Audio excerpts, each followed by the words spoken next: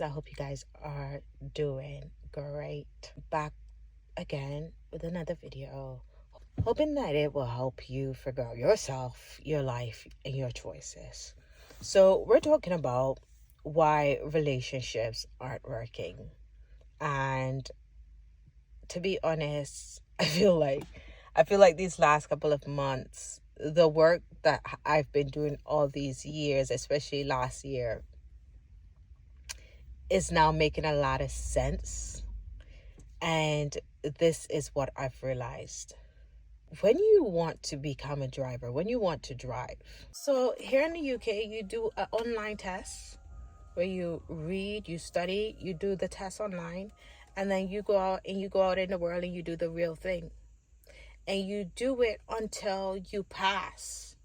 You don't just get a driver's license. You do each test until you pass. And if you do not pass, you will not get legal rights to drive. You look at relationship, you look at marriages. It is not like that, right?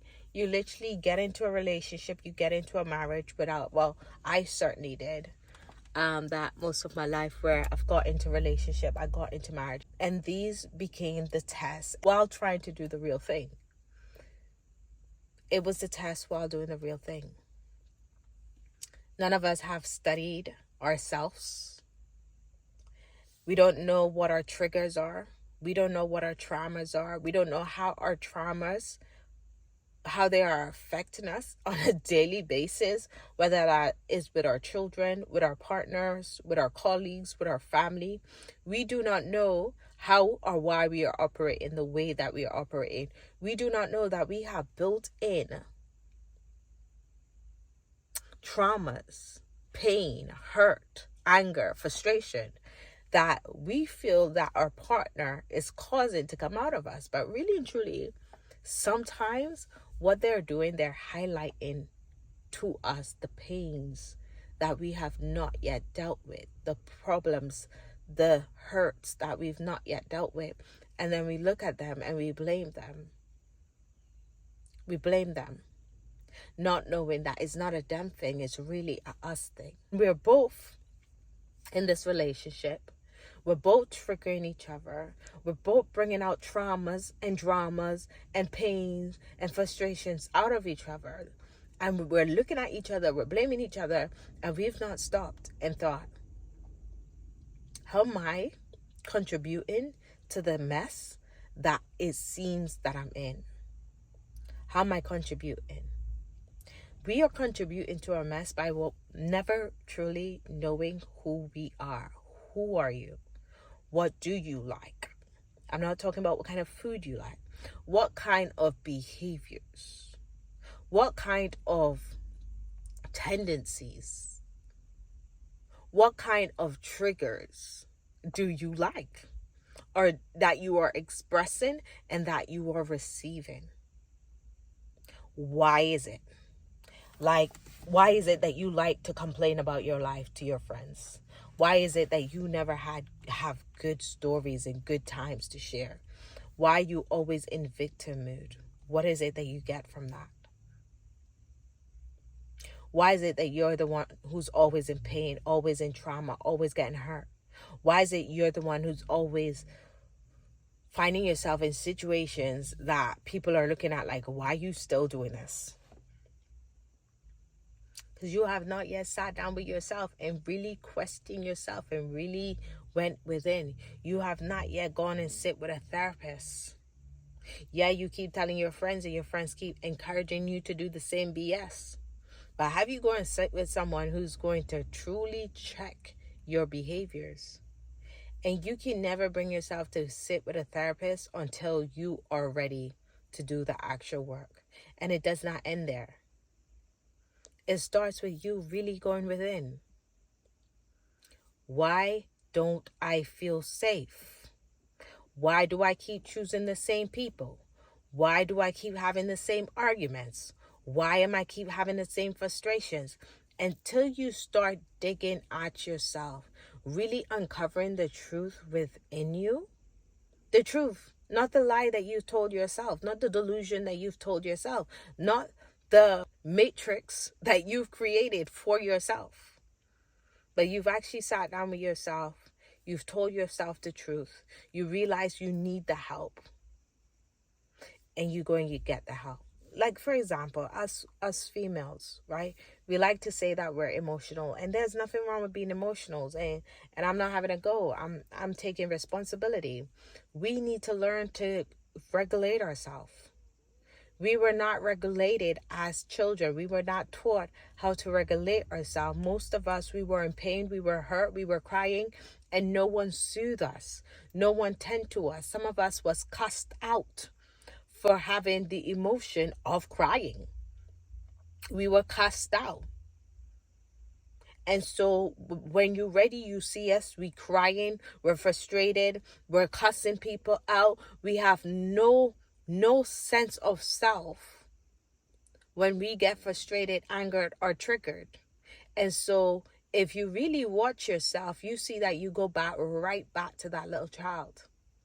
You go right back to that child who needed to be soothed, who needed someone to say, hey, it's okay. And now you have to tend to that child because you're an adult. And when you get frustrated or pissed off, that child resurfaces. And you need to learn to soothe her. You need to learn to control that overthinking. You need to learn to take yourself out of situation that is going to bring harm to your mind, to your heart, to yourself. And instead of us blaming people and pointing at people, we need to ask ourselves, hey, why am I doing this again? Why am I in this situation again? What it is that I need to learn.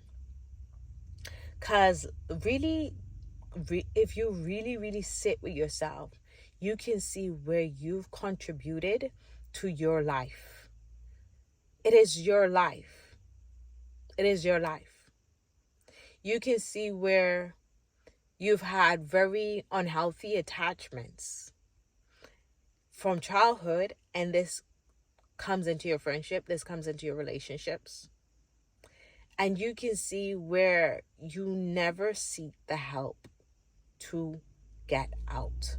You never seek the help to stop doing it. And so you keep doing it, you keep doing it, you keep doing it, you keep doing it. You get sad, you get depressed, you get anxious because of what you keep doing to yourself. And then we blame other people. And so I'm saying all of this for you to really come to a realization, like I had to say, hey, Ken, you are in control of your life. And you've given your power away to boyfriends, to relationships, to friendships, to mother figures, to father figures. How about you take back control and you choose the ways in which your life is going to turn out for the next couple of months, the next couple of years? You choose it for yourself. Do you want to talk to this person knowing that this person have no respect for you?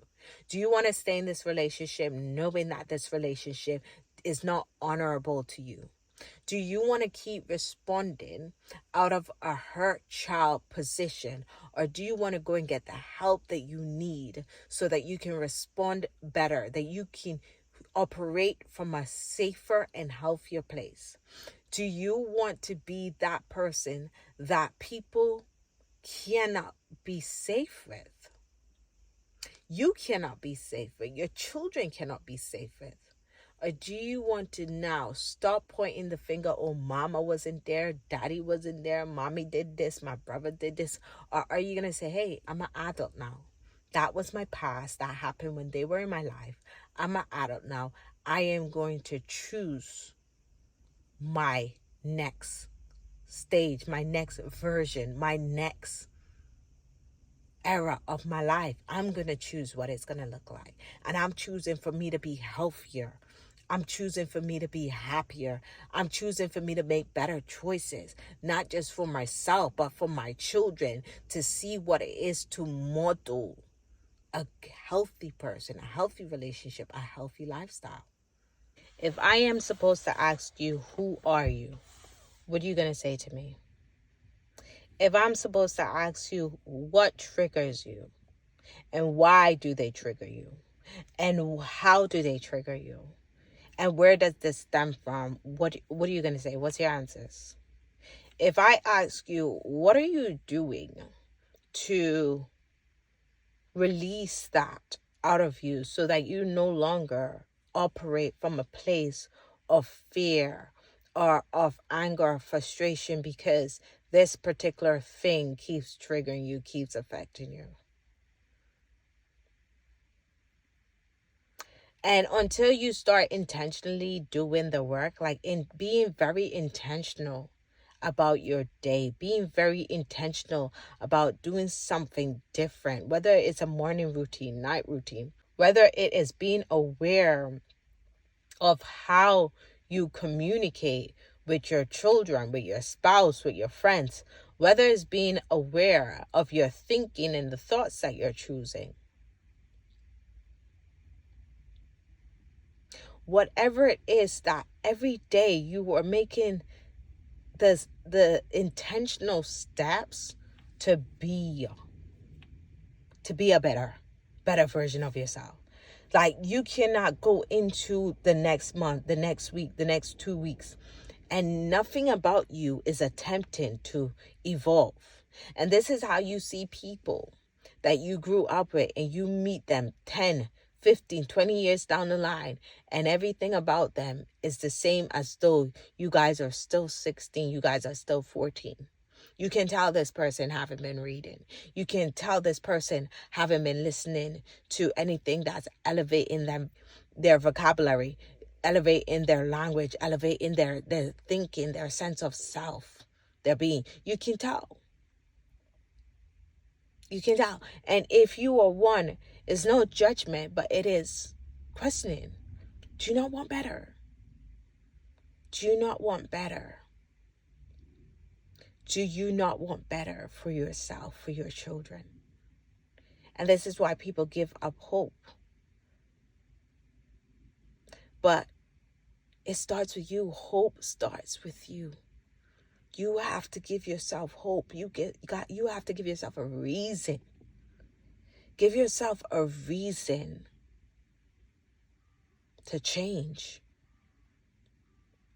A reason to do better. A reason to want better. Give it to yourself. You cannot go into the next couple of months the same. We're almost half of 2024. We're in May right now. You cannot do the other half the same without attempting to do something different for yourself, for your children, for your future. We want relationships, we want marriage, we want partners. But can you want yourself first? Can you want yourself? Can you love yourself? Can you want to do better? The thing is, we want someone to fix everything in our life. And it's so mad because we won't even fix it, or we won't even attempt to fix it for ourselves. But we want to put that pressure on someone else, bearing in mind that that person have to work on their own self and on their own life. But you're going to be like, hey, work on my life too. We don't want to do the work. We don't want to be intentional in doing the inner work. But the more intentional you are, the more you do the inner work, the more you deal with the traumas, the better your life becomes. The better. Oh, yes, it's painful. Oh, yes, it's hard. But go through it. Go through it and stay at it. And when it comes to choosing, when it comes to your relationship, I promise you they're going to get healthier, because you're going to be healthier. You're going to be operating from a healthier space. And so your life have no choice but to elevate. Nothing around you can stay the same. Nothing. It's impossible for anything around you to stay the same. It's impossible. So I encourage you to be intentional about you. Be intentional about you. Be intentional about you. If you got to pick up a book on self-love, confidence, creating new habits, whatever it is, finances, start somewhere. Eating healthy, nutrition, start somewhere. But be intentional about you so that everything that you want to change in your life will actually change in your life. If you've not yet subscribed, subscribe. We'll speak soon.